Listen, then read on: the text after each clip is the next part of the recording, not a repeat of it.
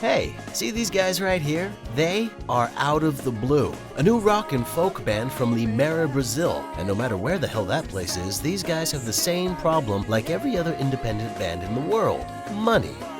Plus an extra one, their lyrics are in English despite being surrounded by non-English speakers. So how could they overcome these problems? The answer: good ideas. Their solution was the Happy Jam Hour project, kind of like crowdfunding, but instead of doing it on the internet, they did it face to face.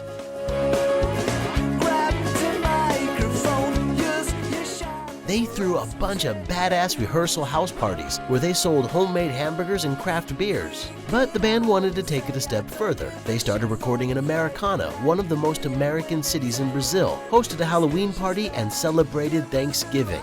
Remember that language barrier I mentioned? They did extensive research and learned that music could actually change the way people tasted things. So they hired a brewmaster.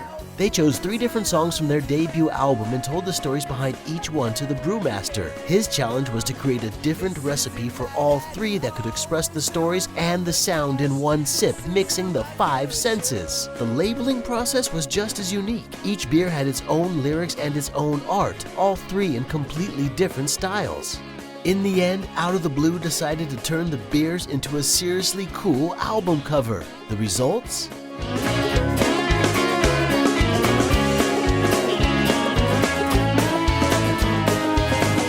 Also, they were invited to conduct a lecture and play a set at Brazil's biggest business school, SENAC.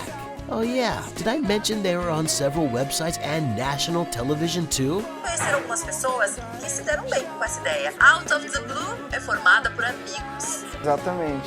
Acho que o nível mais importante, né? After 1 year, these guys released an album, toured through Europe, and are planning their awesome US tour. What can I say? Stay tuned.